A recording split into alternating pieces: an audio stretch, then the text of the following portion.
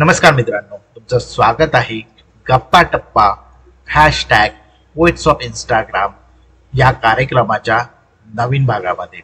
मागच्या भागामध्ये आपण भेटलो होतो मधुराणी साळुंखे मॅडमांना. आपण त्यांच्यासोबतच्या गप्पा या भागामध्ये कंटिन्यू करणार आहोत.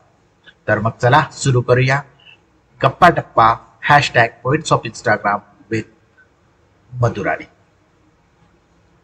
माझं नाव मधुराणी साळुंखे. मी इंजिनिअरिंग कम्प्लीट केलंय आणि आता मी एका बँकमध्ये जॉब करते. कवितेची आवड मला लहानपणापासून होती. मुळात पुस्तकांची आवड होती लहानपणापासून. तर मी खूप वाचत असायचे आणि असं वाटायचं की कधीतरी आपल्याला पण असं लिहिता येईल का. आणि आपल्या सगळ्यांचे लाडके कवी सौमित्र त्यांची एक कविता आहे, तिच्या मिठीत तुझी ऊब शोधणं नाही बरं, मी तुला विसरत चाललोय एवढं मात्र खरं. ही खूप प्रसिद्ध कविता आहे आणि मला असं वाटलं की मी त्या कवितेला उत्तर लिहिण्याचा प्रयत्न करावा मुलीच्या पर्स्पेक्टिव्ह मध्ये. आणि त्या कवितेला युट्यूब चॅनलवर खूप चांगले व्ह्यूज मिळाले. तो ती कविता मी आता तुमच्या समोर सादर करते.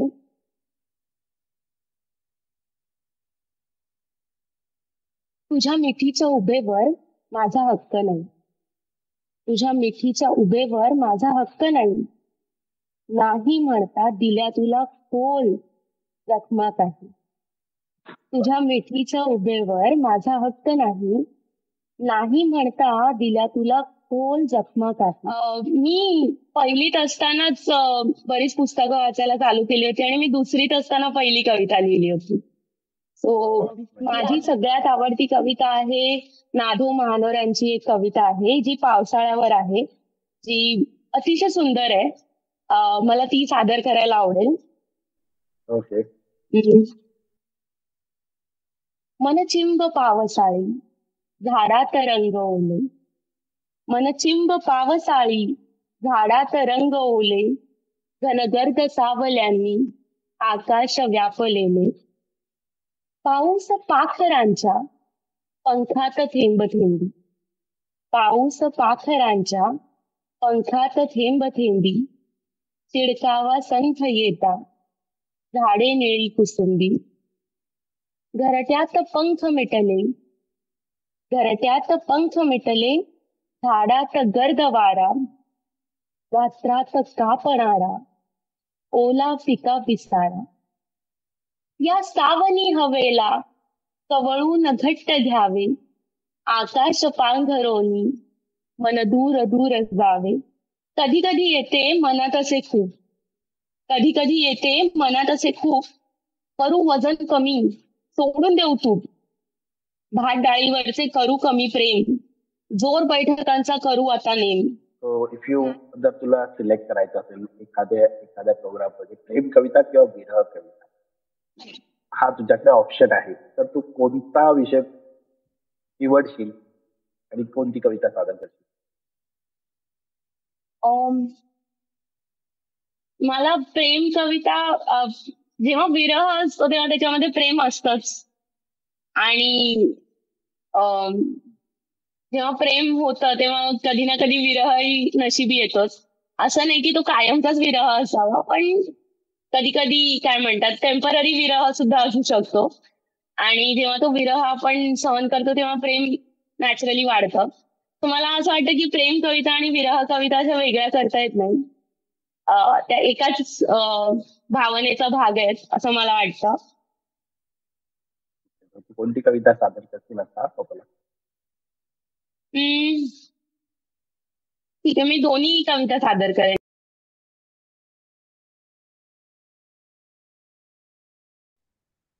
एकदा म्हणतू थांबना,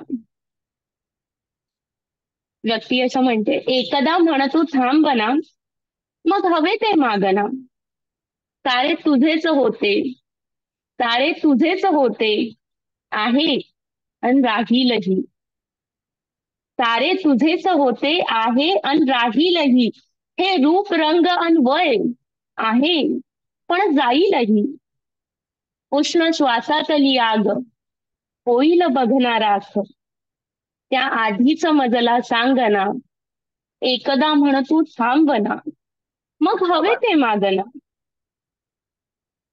साध तुझी ऐकावया आतुरले बघ कानही, साध तुझी ऐकावया आतुरले बघ का नव्हे, डोळ्यांमध्ये दाटलेली धरतीची आंदोलने. आयुष्य सांग तू केवढे, आयुष्य सांग तू केवढे, मोजुनी काही पळे, त्या पळांमधला अवकाश तू व्यापना, एकदा म्हण तू थांबना, मग हवे ते मागना. धन्यवाद. वा वा वा. आता प्रेम कविता झाली, आता विरह कविता कोणती एक होणार आहे? मला असं वाटतं विरह कवितेच्या जागी आपण मी लेटेस्ट लिहिलेली कविता घेऊयात का? चालेल, जी चालेल. प्रेम कविताच आहे. चालेल चालेल. ती कविता मी दुसरीकडे कुठे अजूनपर्यंत प्रेझेंट केली नाहीये आणि बऱ्याच दिवसांनी मला सुचली आहे, सो थोडीशी स्पेशल आहे माझ्यासाठी, तर मला ती सादर करायला आवडेल. ओके. संधीचा रंग शृंगार घन व्याकुळ काळा होतो, संधीचा रंग शृंगार घन व्याकुळ काळा होतो, तो हात सोडवून घेतो तेव्हा जीव रिक्तसा होतो. तो सोबत असता माझ्या कधी हळवे गाणे गातो, तो सोबत असता माझ्या कधी हळवे गाणे गातो, मग कुशीत शिरुनी माझ्या मनमुक्त मूक पाझरतो. निसंकोच सांगते सारे, निसंकोच सांगते सारे, तो ते मुठीत बांधून घेतो. उधळाया संचित माझे कवितेच्या गावी नेतो. अधराने चुंबितो भाळ, अधराने चुंबितो भाळ, मग जवळी ओढून घेतो. फिरुनी भेटू आपण ऐसा मूक दिलासा देतो. तो निघून जातो जेव्हा जणू जीव पोरका होतो, तो निघून जातो जेव्हा जणू जीव पोरका होतो. डोळ्यांच्या तटबंदीतून एक अश्रू मोकळा होतो, एक अश्रू मोकळा होतो. धन्यवाद. धन्यवाद. धन्यवाद. मग एक प्रश्न विचारायचा राहून गेला माझा. आपण पुस्तकांबद्दल बोलत होतो, तर हे आपण शब्द वापरतो कवितेमध्ये, ते जर ती शब्द संपत्ती जर वाढवायची असेल तर आपल्याला काय करावं लागेल? वाचन वाचन वाचन. शब्द संपत्ती वाढवणं काय आहे, आपण रोजच्या आयुष्यामध्ये खूप लिमिटेड शब्द वापरतो.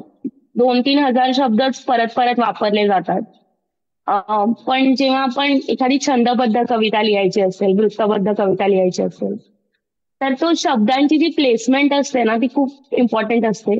आणि असं मोठे कवी म्हणतात की तुमच्या कवितेमध्ये जर एखादा शब्द सुद्धा रिप्लेस करून दुसरा शब्द तिथे घेता येत नसेल तर तुम्ही खूप लिमिटेड शब्दांमध्ये खूप काही सांगितलेलं आहे आणि तुमची कविता चांगली झाली असं तुम्ही मानू शकता. आणि त्याच्यासाठी मला असं वाटतं की वाचन याला पर्याय नाही. संकर्षण यांचा व्हिडिओ बघितला आणि त्यांनी सांगितलं की मी भेळेचा कागद सुद्धा न वाचता टाकून देत नाही, कारण त्याच्यात एखादा शब्द असा कधी कधी मिळून जातो जो आपण आपल्या पोतळीत ठेवून द्यायचा आणि मग कधीतरी कवितेत वापरायचा. मला असं वाटतं की वाचनाला पर्याय नाही. आणि त्यातही मला असं वाटतं सॉरी मी इंटरप्ट केलं, की अवजड शब्द वापरले म्हणूनच कविता चांगली होते असं नाही. जसं गुलजारांच्या कवितेत कधी कधी एखादा इंग्लिश शब्द एकदम चपखल बसलेला असतो. तो मला असं वाटतं की शब्द जे आहेत ते तर आहेतच चांगले, म्हणजे ते तर आपण वापरलेच पाहिजेत, पण त्या शब्दांचं ओझं अर्थाला होऊ नये. मला असं वाटतं की न करणारी कविता लिहिणं हे टार्गेट असू नये. लोकांना तो भाव त्यांच्यापर्यंत पोहोचला पाहिजे अशा पद्धतीचे शब्द आपण वापरायला हवेत. मला असं वाटतं की बहिणाबाईंनी ज्या कविता लिहिल्या त्या त्यांनी बोलीभाषेत लिहिल्या, पण तो केवढा मोठा ठेवा आहे. ती तर अशिक्षित बाई, त्यांनी काही वाचनाने ते वाढवलेलं नाही, पण एक म्हणजे वाचनाने जे आपली शब्दसंपत्ती तर वाढतेच, but at the same time मला असं वाटतं की आपले जे गावाकडचे लोक आहेत मध्यंतरी एक चॅनलवर एक सिरियल लागायची बघा, त्याच्यामध्ये त्या एक आजीबाई होत्या आणि त्या खूप बोलता बोलता खूप साऱ्या फ्रेजेस वापरायच्या, म्हणी वापरायच्या, वाक्प्रचार वापरायच्या. तर असं ऐकण्याने सुद्धा शब्दसंपत्ती वाढते. कथेकरी बुवा असायचे, कीर्तनकार असायचे, त्यांचं ऐकल्याने सुद्धा शब्दसंपत्ती वाढते. पण आपण शहरात राहणारी लोक आहोत, आपण अशा लोकांना भेटत नाही जी खरोखर भाषेने समृद्ध असतात आणि म्हणून आपल्याला वाचनाचा आधार घ्यावा लागतो. किशन कराडेचं नाव घेतलं तर त्याच्या हा त्याच्या अनुषंगाने नवीन जे कवी आहेत किंवा ज्यांच्या नवीन स्पृहा असेल तर त्या नवीन कवींपैकी कोणते कवी आहेत जे खूप तुम्ही ऐकलेत किंवा ऐकायला आवडतात? वैभव जोशींच्या कविता तर आवडतात, संदीप खरेंच्या कविता आवडतात. इंस्टाग्रामवर खूप जण चांगलं लिहित आहेत आजकाल. मला तुमच्या कविता पण आवडतात आणि स्पृहा जोशींच्या कविता पण छान असतात. स्पृहा जोशींची ती कविता मी पहिल्यांदा ऐकली होती त्यांची, ती एका लग्नाची दुसरी गोष्ट या मालिकेमध्ये त्यांनी कुहू हे कॅरेक्टर प्ले केलं होतं आणि मला असं माझं प्रतिबिंब दिसलं त्याच्यामध्ये. तो मी बऱ्यापैकी तशी होते जेव्हा मी त्या वयाची होते आणि त्याच्यामध्ये त्यांनी ती कविता सादर केली होती, विस्तीर्ण नभाच्या खाली धरती निजलेली शांत. आणि नंतर मला असं कळलं की ती कविता त्यांनीच लिहिली आहे. तर मी खूप इम्प्रेस झाले होते आणि मला खूप आवडली होती ती कविता. जोशींच्या इंस्टाग्रामवर पण त्यांनी खूप साऱ्या कविता पोस्ट केल्यात त्यांच्या आणि खूप छान लिहितात ते आणि ते बोलतात पण खूप सुंदर. तो आपण आता मराठीकडून इंग्लिशकडे वळूया. इंग्लिशमध्ये ते कसं सुरू झालं आणि इंग्लिशमध्ये लिहावं असं का वाटलं पहिल्यांदा होतं आणि किती कविता लिहिल्या तशा आणि त्यात त्यातली एखाद दुसरी कविता ऐकायलाही आवडते? तो इंग्रजीमध्ये मी कधी लिहेन असं मला कधी वाटलं नव्हतं, कारण मराठी माध्यम आपलं आणि असं कधी वाटलं नव्हतं की आपल्याला इंग्लिशमध्ये कविताच लिहायला सुचेल डायरेक्ट. पण काय झालं, मी इंजिनिअरिंगच्या नंतर युपीएससीचं प्रिपरेशन करत होते काही वर्ष. तर त्या काळामध्ये माझी इंग्रजी बऱ्यापैकी सुधारली आणि नंतर खूप साऱ्या इंग्लिश सिरियल्स बघितल्या आणि त्याच्यामुळे मग हळूहळू इंग्रजीमधून विचार करण्याची सवय लागली आणि मग कधीतरी सहज लिहिता लिहिता मला इंग्रजीत कविताच सुचली. हे सगळं करोनाच्या काळामध्ये झालं. आपण सगळेजण घरी बसलेलो होतो आणि आपल्या बरीच कामं चालू होती आणि त्याच्यात लोकांनी खूप जणांनी आपल्या छंदांच्या वर काम केलं. तर त्या काळामध्ये मी इंग्रजीमध्ये पण काही कविता लिहायला सुरुवात केली आणि अशा मी किती लिहिल्यात कविता ते मी मोजल्या नाहीयेत, 20-25 लिहिल्या असतील आतापर्यंत. ते मी माझ्या ब्लॉगवर पोस्ट केल्या होत्या आणि मी एक कविता इकडे सादर करेन. ह्या कवितेचं नाव आहे की will you be bold enough. काय होतं की आपल्या आयुष्यात खूप सारे आपल्याला अवघड प्रसंगांना सामोरे जावं लागतं आणि जसं यश डोक्यात चढतं, जसं यशाची नशा चढते, तसं अपयश सुद्धा डोक्यात चढतं. जेव्हा आपण खूप साऱ्या वाईट अनुभवांच्या मधून परत परत जात राहतो तेव्हा आयुष्यावरचा विश्वास कुठेतरी हलतो आणि आपल्याला असं वाटतं की आपल्यासोबत कधीच काही चांगलं होणार नाहीये. आणि मला असं वाटतं की त्या बाबतीत मी ही कविता लिहिली की जेव्हा तुम्हाला आयुष्य परत परत पंच करत राहील तेव्हा जेव्हा तुमच्यामध्ये परत एकदा उठून उभं राहण्याची ताकद असणार आहे का? जेव्हा तुमच्या समोर सुख हात पसरून येईल तेव्हा त्या सुखाला कवेत घेण्या एवढे तुम्ही धैर्यवान असणार आहात का? When the maverick passion touches you with her fingertip, when the maverick passion touches you with her fingertip and kisses your lower lip, will you be bold enough to take that sultry step? When your heart is inflamed with the insatiable desire, when your heart is inflamed with the insatiable desire, burning like an incessant fire, Will you be brave enough to jump into that fire? When the trust is gone and foolish faith is shaken, when the trust is gone and foolish faith is shaken, your precious innocence is stolen. Will you be courageous enough to mend your heart that is broken? When the love takes away everything you hold dear, when the love takes away everything you hold dear, leaves you incapable of shedding a single tear, will you be daring enough to love again without fear? Thank you. सुंदर सुंदर. एक सांगू का, ही जर कविता you convert it in Marathi खूपच touching होईल असं मला वाटतंय. त्या ट्राय करून बघतील. नक्की नक्की मी प्रयत्न करेन. तो मी इंदिरा संतांची इंदिरा एक संतांच्याबद्दल थोडी माहिती देते आणि मग हा. आपण कविता घेऊ. ओके, ठीक आहे. तर इंदिरा संत ज्या आहेत त्यांचे जे पती होते ते सुद्धा कवीच होते आणि त्यांचा प्रेमविवाह झालेला होता त्या काळात आणि ते दोघंही लिहायचे, खूप छान लिहायचे दोघंही.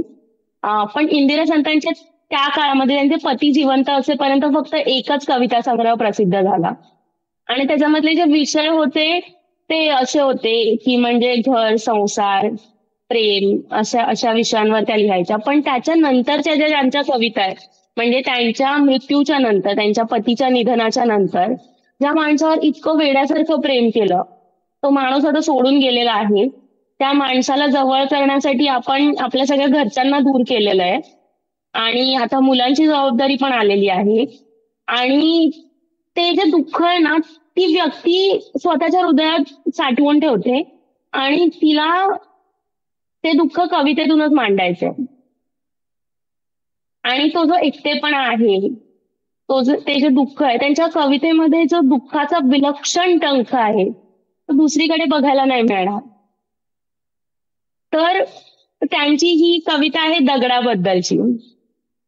त्या म्हणतात की माझ्या मनाने सुद्धा दगडासारखंच व्हावं असं मला वाटतं, असं त्यांना म्हणायचं होतं. कारण वेदनाच इतकी आहे असं वाटतं की या दगडाला तर काही फिलिंग्स नाही आहेत, या दगडाला काही भावना समजत नाहीत, या दगडाला कुठल्याही दुःखाच्या थ्रू जायला लागत नाही, तर मला सुद्धा या दगडासारखंच व्हायचंय असं त्या म्हणतात.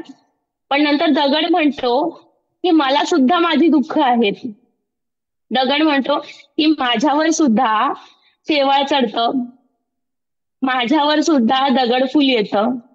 ठीक आहे, त्याच्यामुळे माझं जे आयुष्य तुला एवढं चांगलं वाटतंय ते तेवढं चांगलं नाहीये.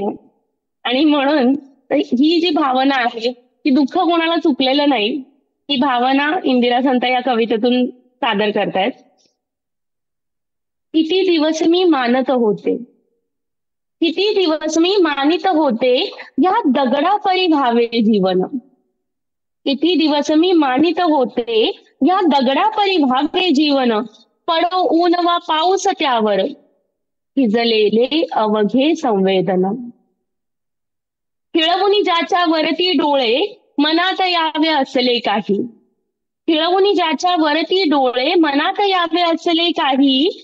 तोच एकदा हसून म्हणाला दगडालाही चुकले नाही.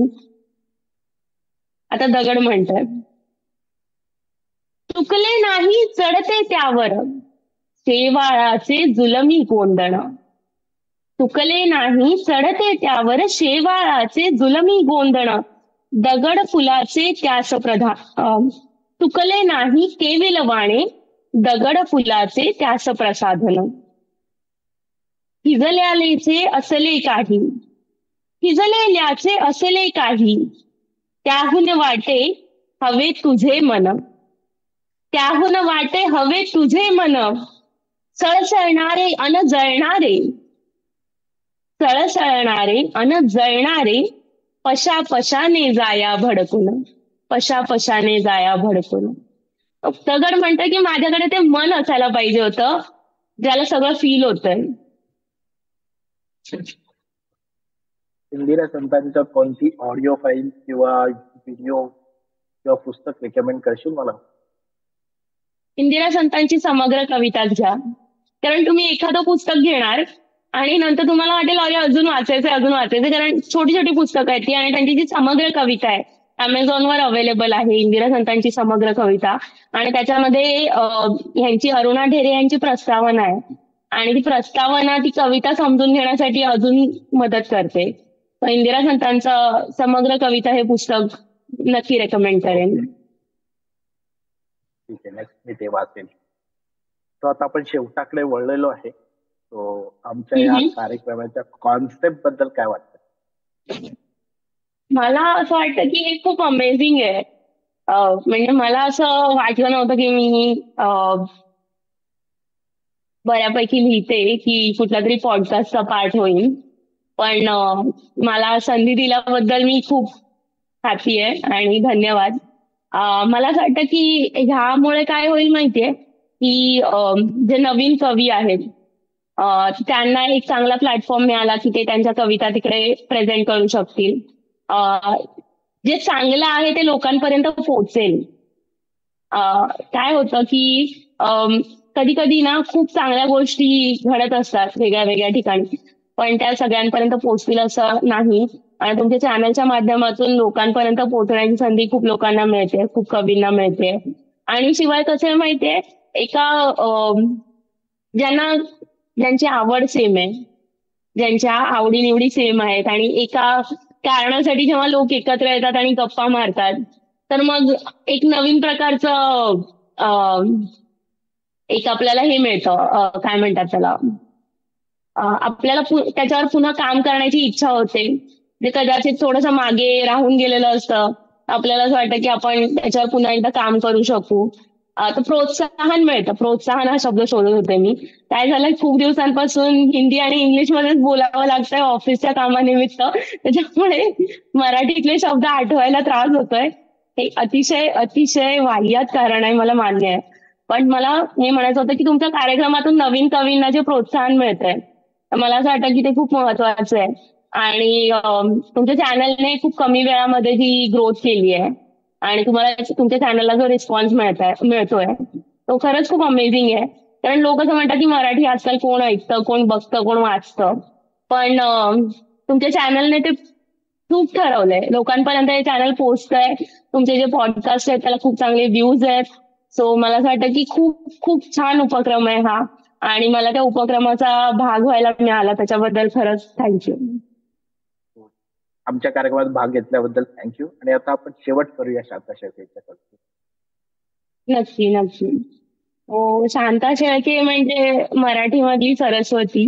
त्यांनी कित्येक गाणी लिहिली, कविता लिहिल्या आणि म्हणजे असं जनरली आपण बघतो की कविता हा पुरुषांचा प्रांत आहे. पुरुषांनी खूप सारे पुरुष कवी होऊन गेले, त्यांनी चांगलं लिहिलंय. पण शांता शेळके ही अशी कवयित्री आहे जिचं स्थान मराठी कवितेमध्ये एका दीपस्तंभासारखं आहे. त्यांची एक कविता आहे गाठोडे पैठणी नावाची. सो मी ती कविता सादर करते. पडताळात एक गाठोडे आहे, पडताळात एक गाठोडे आहे त्याच्या तळाशी अगदी खाली, जिथे आहेत जुने कपडे, कुंचा, टोपडी, शेलेशाली, त्यातच आहे घडी करून जपून ठेवलेली एक पैठणी. नारळी पदर, जरी चौकडी, रंग तिचा सुंदर धानी.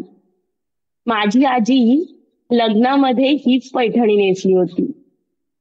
पडली होती साऱ्यांच्या पायात, हाच पदर धरून हाती. पैठणीच्या अवतीभोवती दरवळणारा सूक्ष्म सुवास, ओळखीची अनोळखीची जाणीव गूढ आहे त्यास.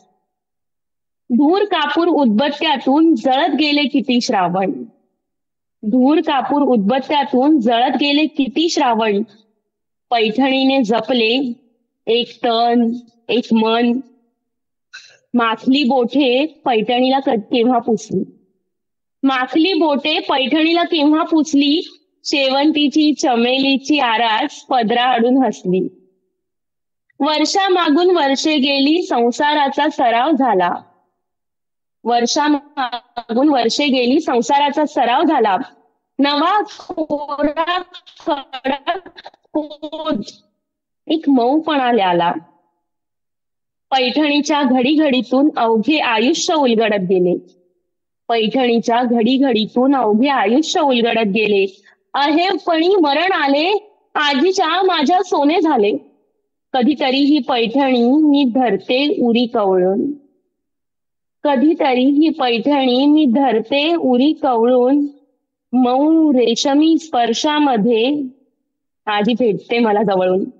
मधली वर्षे गळून पडतात, कालपटाचा जुळतो धागा. मधली वर्षे गळून पडतात, कालपटाचा जुळतो धागा. पैठणीच्या चौकड्यांनो आजीला माझा कुशल सांगा. धन्यवाद. क्या बात. थँक्यू जॉईन केल्याबद्दल. थँक्यू. सो नमस्कार मित्रांनो, या होत्या मधुराणी साळुंके.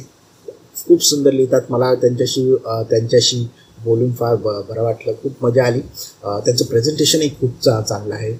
त्यांचं स्वतःचं यूट्यूब चॅनल आहे, इंस्टाग्राम हँडलर आहे. दोघांचंही नाव मधुराणी रमेश आहे. सो तुम्ही त्यांच्या चॅनलला भेट देऊ शकता, सबस्क्राईब करू शकता. त्यांचे व्हिडिओ पहा, तुम्हाला नक्की आवडेल. त्यांचं प्रेझेंटेशनही खूप सुंदर आहे, सो तुम्हाला ते नक्की आवडेल. सो आवडल्यास त्यांचे व्हिडिओ लाईक करा आणि शेअर करा. आणि सोबतच आपलं चॅनल मनातलं प्राणावर या चॅनलला सबस्क्राईब करायला विसरू नका. जर अजूनही तुम्ही सबस्क्राईब केलं नसेल तर नक्की सबस्क्राईब करा. त्या नोटिफिकेशन बेलवरती हिट करा, ताकी त्यामुळे तुम्हाला नवीन अपडेट्स येतील. हा व्हिडिओ आवडल्यास तर तुम्हाला अभिप्राय व्हिडिओच्या खाली कमेंटद्वारे द्या. व्हिडिओला लाईक करा आणि शेअर करायला विसरू नका. पुन्हा भेटूया आपण नवीन भागामध्ये नवीन कवी किंवा कवयित्रीसोबत. आता बोलते इथेच थांबूया. थँक्यू.